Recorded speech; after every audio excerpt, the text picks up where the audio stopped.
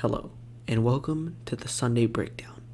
This is a new and relevant podcast that will be hosted every Sunday on the Sim Cheesy channel. It will take a look at the Grand Prix of that weekend. We will take an in-depth dive into the practice sessions, the qualifying, and the race. If you guys enjoy it, be sure to leave a comment and like the video. Also, please be sure to consider subscribing. Without further ado, let's cue the intro.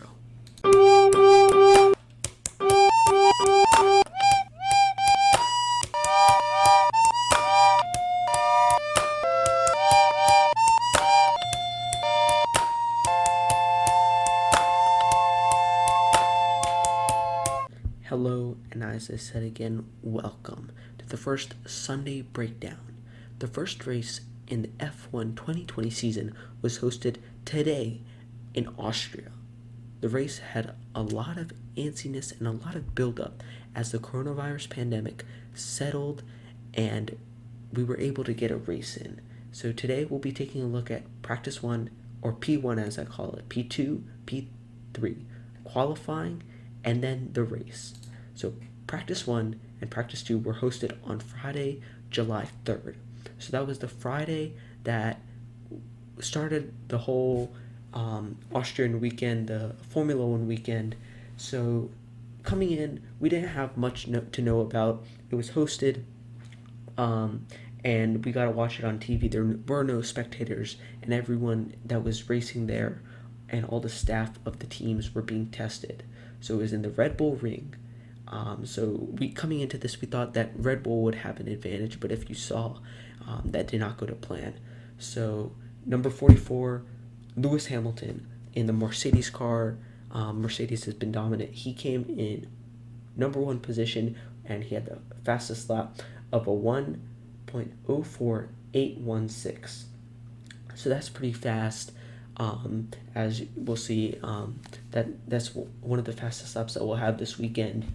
But the Mercedes was really dominant this weekend. We didn't know what they would be. We had a little bit of idea that they would be dominant because they had their dual axis steering system, which that Red Bull Racing Honda protested during the weekend. So they protested this, but it came back that the FIA actually approved that. So we'll talk about that system real quick right now, and I'll go into depth a little bit. So the DAS, or the dual axis steering system, it allowed the drivers to get the tires up to temperature quicker, as that's what I know. It allowed them to, so the tire temperature, it got up to, so that was able to let them get it in the tire pressure quicker. Sorry for my moment right there. But so that's a game changer, because hot tires, they allow you to go faster, and once you get the tires up to the proper temperature, you can go fast and you can race properly. So Mercedes had that advantage, and they were able to use that and test it out. So Mercedes went 1-2 in P1, Hamilton, Bottas, and then Verstappen in the Red Bull. As we know, he hasn't gone anywhere, and we don't speculate that he'll go anywhere, but he had a 6/10 gap from Lewis Hamilton, which is actually a little bit surprising. We didn't know that gap would be so large. I would assume that the DAS definitely helped them out. But in the McLaren, Carlos Sainz definitely stepped up in P4, and then that was a little bit of a shock because McLaren is a midfield car. We wouldn't usually get that, but the biggest shock was the Racing Point BWT Mercedes. So Racing Point is a lower end car. They're usually during the back of the grid. In 2019, they were at the back of the grid. They weren't doing too hot.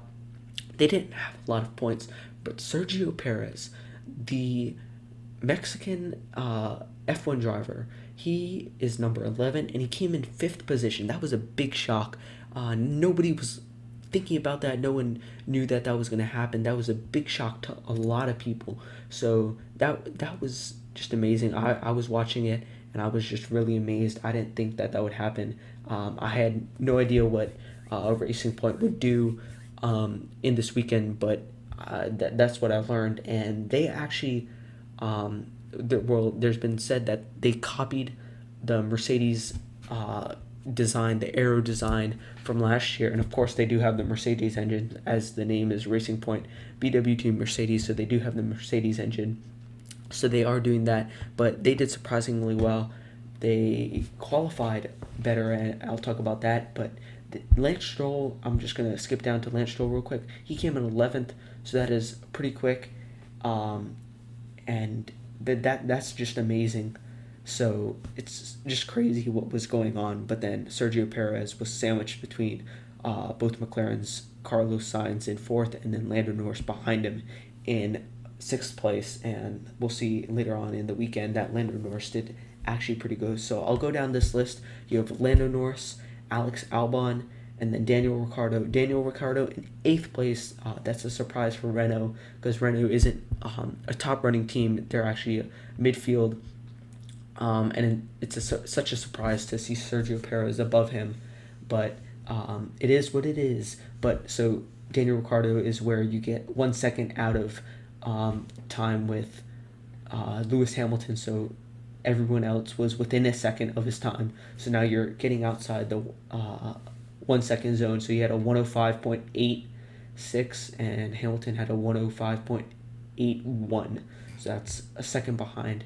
So after Daniel Ricciardo in ninth place, you have Kevin Magnussen in the Haas Ferrari. So he was just slightly behind the Renault Daniel Ricciardo. Big fan of Daniel Ricciardo. But then the big upset for Ferrari. Charles Leclerc came in 10th place. He had a 105.924. So all of those 8, 9, and 10 were really close. They were within a tenth of a second. They were really close together. But Ferrari is known to be the second fastest car on the grid. They're usually supposed to, not supposed to, but they're expected to perform at a certain level. And they definitely disappointed their fans at this race. But they've been saying that in Hungary they're going to have a better car, new livery. We didn't see where Mission Winnow went, and if you haven't checked it out, the livery ranking, be sure to check that out. So we don't know where that went. And then, as I said, Lance Stroll in 11th place, and then he sandwiched between the two Ferraris. So Sebastian Vettel didn't have a great weekend. He had a 106. So that's a big time lost, which is absolutely crazy. So I don't know what was going on there. So that was just crazy. So he had 12th place Sebastian Vettel, and so he is behind both Racing Points. That's what I found interesting. Racing Point in the 5th place and 11th place, they did pretty well. Actually, that's really well for them. So they did great, absolutely great for their standards during this P1 session. And then you have Sebastian Vettel, which is Ferrari's second running team, which didn't do too well. Esteban Ocon, which is the Renault in 13th place, teammates Daniel Ricciardo, and they weren't too far behind, but they're a mid-rating team. This is where you expect them to be. And then you have Alfa Romeo Racing, Ferrari, so they have the Ferrari engines go 14th, 15th, Antonio Giovinazzi 14, Kimi Räikkönen 15, and then you have the AlphaTauri Honda, Pierre Gasly in 16th, George Russell Williams in 17, Nicholas Latifi with his F1 debut. That day he just came into F1, so he's in Williams. His teammate George Russell, he came in the 18th, and then you have Daniel Kvyat, also AlphaTauri, and then he's in 19th place, and then you have Roman Grosjean in the Haas Ferrari. So Haas had a big difference from 9 to 20. I think there were some technical errors with Roman Grosjean, and there were also some technical errors later on in the season. So he was in 20th place. He wasn't doing too well, so we don't know what's going on. We'll move over to practice 2. So practice 2 for this weekend, we had Lewis Hamilton and Valtteri Bottas go 1-2. Lewis had a 104.304. So that's 5 second point 5, so 5/10 quicker than his last lap. So that was pretty quick. And then you had Sergio Perez go number 3. He was third in P2. So after lunch, so second practice session of Friday. This is still Friday we're talking about, and he was pretty fast. So that was big surprise. But then Ferrari brought it back with Sebastian Vettel being fourth in the grid. He ran a 104, and in P1 he ran a, if I can find the time, 106.077. So in P2 he ran a 104, which was a lot better. I don't know if they fixed a mechanical error, if that was what's going on, but obviously their car isn't doing too hot because their qualifying wasn't great as well. So I don't know if their flying laps are just not great. Daniel Ricciardo with the Renault in 5th place, so that's kind of crazy. So he's doing really well. He was doing pretty good with Red Bull, but as you can see, Red Bull is a lot faster Red Bull is known to be a faster car. They're the third team, and Renault is a midfield car. But Daniel Ricciardo is proving to get it done. Lando Norris in 6th, Lance Stroll in 7th. So both Sergio Perez and Lance Stroll with the Racing Point VW Team Mercedes are within the top 10. And then you get to Max Verstappen in the Red Bull Racing Honda in 8th place. So he's in 8th place, and that's the best that Red Bull did that day. He's still within a second of Lewis Hamilton, which was the leader, but he's just a little bit behind. I don't know what he was doing. I'm pretty sure he was running the medium tires, but I'm not positive on that. And then you have Charles Leclerc in 9th. So you have Charles Leclerc in, I believe, let me check, was it 9th as well? So no, 10th. So then he went from 10th to 9th. So not that big of a difference, but it was pretty good. And then you have Carlos Sainz in 10th place, Esteban Ocon in the 11th, Daniel Kvyat 12th, Alexander Albon in 13th, Antonio Giovinazzi 14th, Kevin Magnussen 15th, and then 16th goes Roman Grosjean. So Haas 15, 16 again. They're together.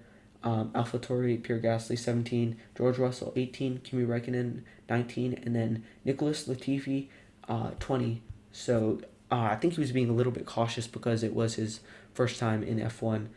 He was pushing somewhat hard in P1, but then P2 he settled off, and I think he was just trying to get practice. I think he was running some simulation qualifying session in P1. That's why he was pushing really hard. But at the back of the grid for the Formula One debut, can't say that George Russell did any better, and Williams isn't the best team to be racing with, but he's getting it done. He really is. So Lewis Hamilton, again, sits the fastest lap in P3 with a 104.130. So he sets the fastest lap with that, and that's pretty great. And then Valtteri Bottas, Mercedes also as well, goes behind him. So 1-2 for Mercedes in P3, P2, and P1. So they're obviously dominating. Max Verstappen comes back from, I believe it was 9th place. Let me check on that. Let's go over there. So 8th place. Max Verstappen was. So he came over from 8th place to 3rd. So that's a little bit better. Sergio Perez staying up there with them. He's definitely competing. He's very much a competitor for this season, which we'll see in qualifying and even the race. So he is definitely. He's gonna be. It's gonna be a fight, for sure, to say the least.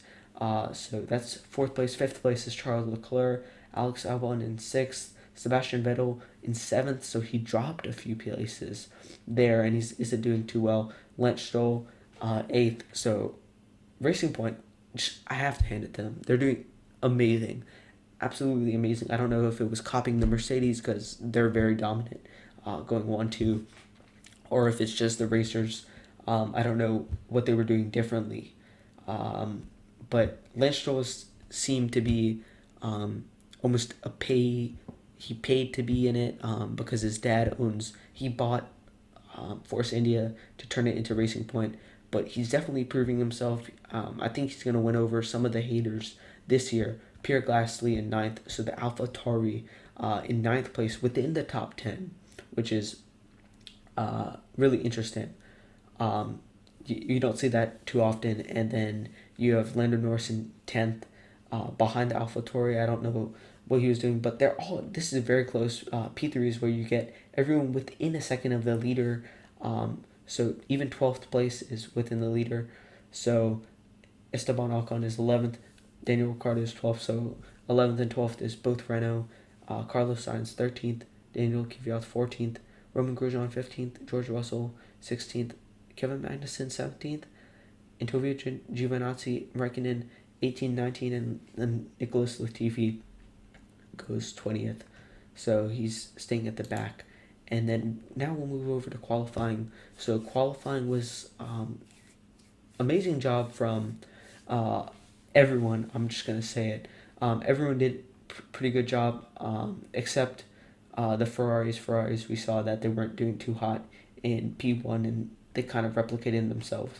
So if you're new to Formula One racing, there's 3 qualifying sessions. So you have, I believe, 10 minutes in each qualifying session to go out there and set your fastest lap, or the lap that you're happy with. So there's Q1, Q2, and Q3. So what you do is you go out there Q1 and you have to have the fastest lap. If you're not in the top 15, then you get eliminated and you take that spot. That's where you start. And then the top 15 will go into Q2, the race. And then if you're not in the top 10, if your lap time is not within the top 10 of Q2, you don't move on. So the top 5 will move on to, the top 10 will move on to Q3. And then you race to get into your spot for the starting grid. So if we want to start off with Q1, and we'll work our way down to the bottom. So the top 5 that got eliminated was Nicholas Latifi. He wasn't doing too good. He had a 105, which I believe was faster than any of his practice laps. But for Williams, that's kind of what you expect. For a rookie, that's also kind of what you expect. So he wasn't doing too great. But I think with practice and with time, his skill will definitely come. Kimi Räikkönen in 19th, very experienced driver, going so low. I don't know if it was the car or just being not being on his A game.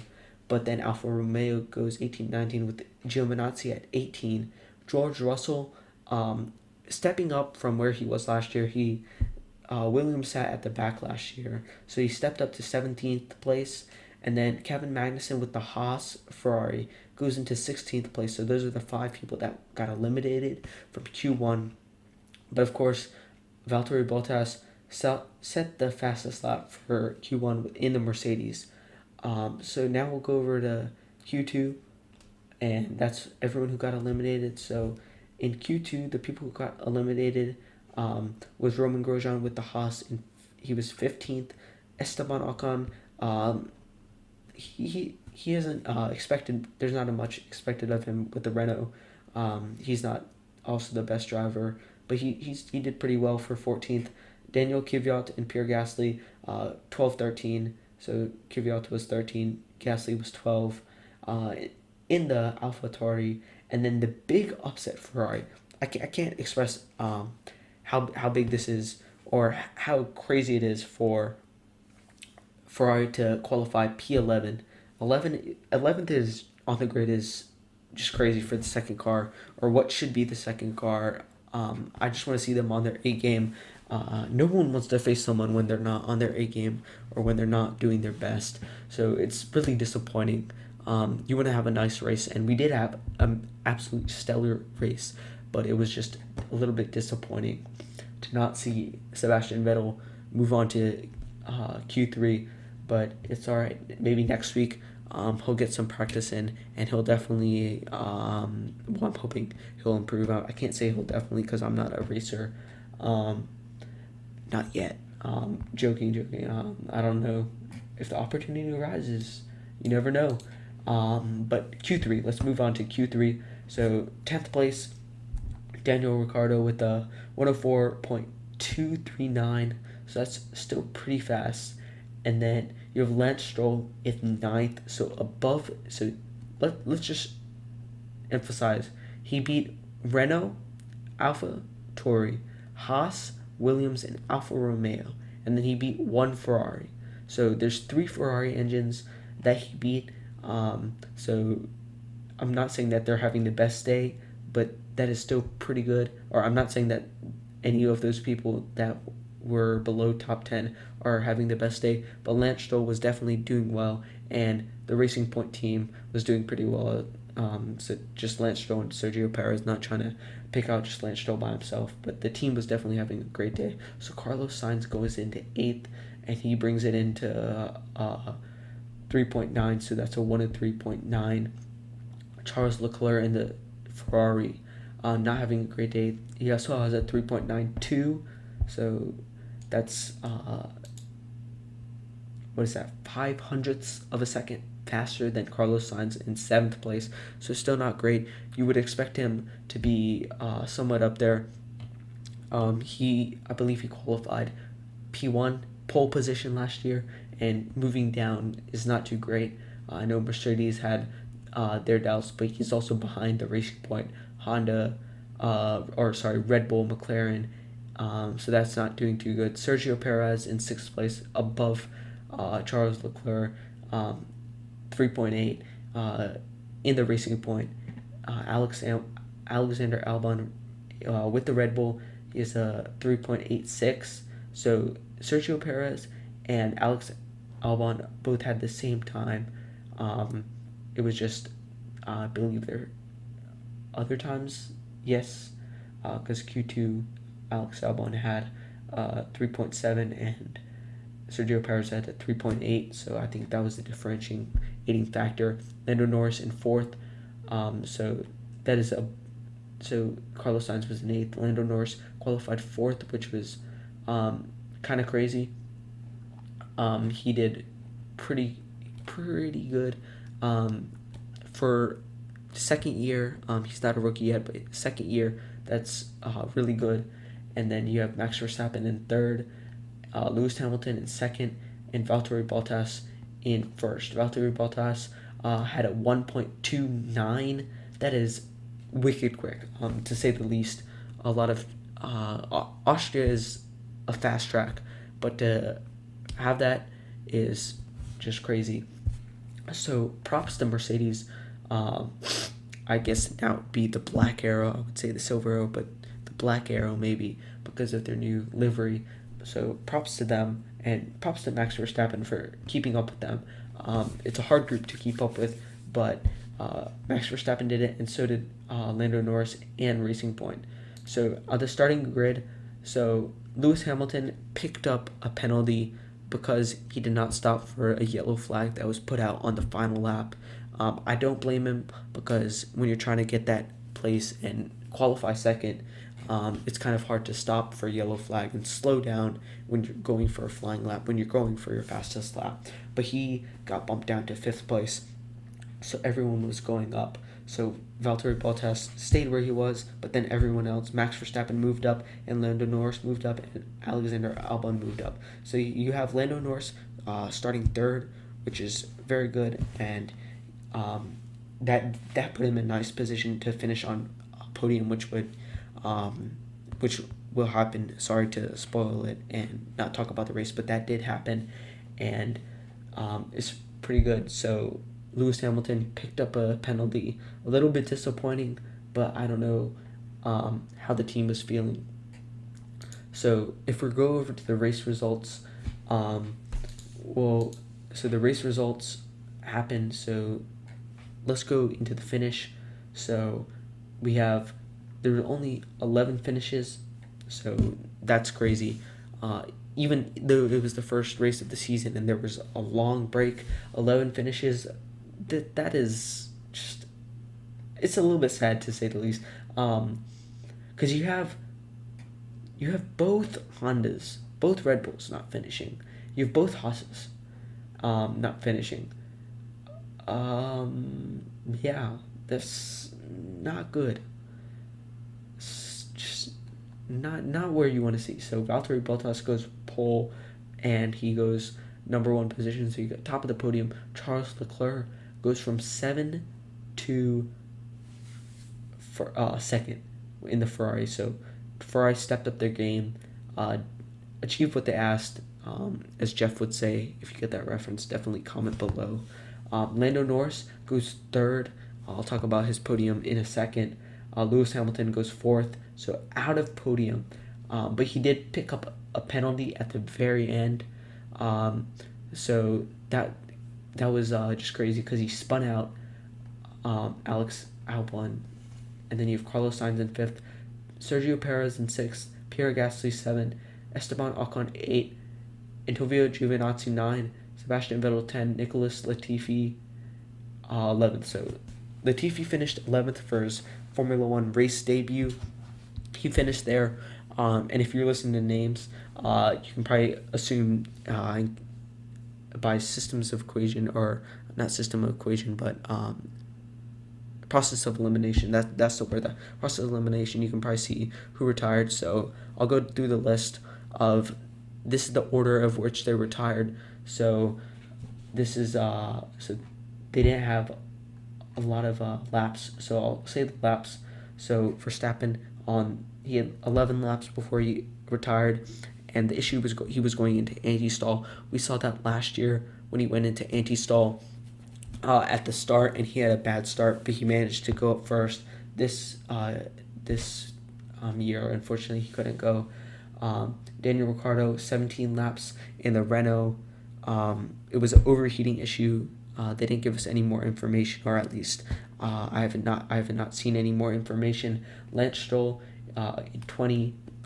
We're not sure what happened. Kevin Magnussen and Roman Grosjean both did not finish. So Kevin Magnussen, 24, had a brakes issue. Roman Grosjean had 49 laps. That was also a brakes issue. So I don't know if there was I'm assuming that was a Haas issue. There was a big. There's probably need to be big improvements with them. So George Russell in the Williams had 49 laps. So same lap as Roman Grosjean, but in 49 laps he had fuel pressure issues. So you could see smoke coming out. So he just pulled over, and those were the moments that pulled out a safety car, because you just need to get those. He was out of the way, but you just need to get those cars off the track. So they were able to let everyone pit and let everyone get in. So after George Russell, you have Kimi Räikkönen. He ended on lap 53. So coming into the last turn, I believe it was, or either turn 9 or turn 10, his front right wheel came off. So it was just nothing. I don't think there was any suspension failure, but it just came off, which was just really interesting. I don't know, they'll probably need to do something to fix that. So Alexander Albon, 67. So in the Red Bull, 67 laps before he went out. Only 4 more laps to finish the race, but Lewis Hamilton spun him out. Just absolute shame to see, but it happens. Just sad to see it, but it does happen. So he did not finish, and then you have Daniel Kvyat, same lap, that you get into, that he did not finish, and he had to retire from the race, but that was due to a puncture. So Alexander Albon got spun out, and Daniel Kvyat got a puncture in his wheel, and that led to some other issues, and he couldn't make it to the pits in time, as with any puncture. So those are the 9 did not finishes. So just to emphasize the facts again, so we went over the grid, or the final race results, and we went over the did not finishes of the Austrian Grand Prix. But Valtteri Bottas wins the season opener. He wins. You get those 25 points. Lando Norris is a podium sitter for the first time in his F1 career, and he did have the fastest lap, so that gives him that extra point and helped him out. So he also became the 3rd youngest podium finisher. So I believe Verstappen was ahead of him, and I forget who else was ahead of him, but the 3rd youngest podium finisher, and he is now the leading Brit in the championship. So Leclerc is not British. Bottas is not British. I don't know exactly their ethnicities at this moment, but Lando Norris is the leading Brit in the championship. Usually Hamilton is there, but he's really not. I'll go over the points at the end. Mercedes would have had a 1-2 finish, but Lewis picked up that penalty for spinning out Albon and ended up in fourth. So that's sad. So towards the end, we heard that Mercedes had a gearbox issue, and they told both cars to stay off the curbs. It was a little bit hard defending, but they were able to do it. I'm not exactly sure how they were able to do it. Just their sheer speed. I guess, but it was just a little bit interesting for that. So Hamilton had the 5-second penalty. As I said, Nicholas Latifi finishes 11th on his F1 race debut, and then Charles Leclerc had a strong finish. He went up. He went from 7th to 2nd, which is crazy. You don't usually see that, but it also helped that Lewis Hamilton had that grid penalty. And Sebastian Vettel, there is big memes about Sebastian Vettel as the Sabinala, which is the Italian of Seb spin it out, so he's like pronto. That's a big meme that has been going around. I wanted to just talk about that because I am cultured. Actually, I don't know about that, can't promise. But I'll go over the points here to wrap it all up. So the points, Bottas has 25, Leclerc has 18, Norris has 16, so those were the pole sitters. And Norris is the highest Brit in the championship. Hamilton has 12, so he's behind him. So I think this is the first time, maybe since 2014, since Hamilton isn't the leading Brit in the championship. He usually goes first place in a lot of races or has pole. And was able to do that, but today it just got away from him. Sainz has 10, Perez has 8, Gasly has 6, Ocon has 4, Giovinazzi has 2, and Vettel has 1. So Vettel did not do too good. He finished 10th, and that is just sad to see. So I don't know if it's Vettel as a driver or Ferrari as a car. Obviously Charles Leclerc got it to work, so it doesn't help that Sebastian Vettel doesn't have a seat for next year, and he's not doing too well. You would like to see him do much better, but that's just not how it is. So if you guys enjoyed this, please be sure to leave a like and comment in your favorite part. Comment what you thought of the race. Comment if you enjoyed it. So thank you guys, and see you next weekend on the Sunday Breakdown.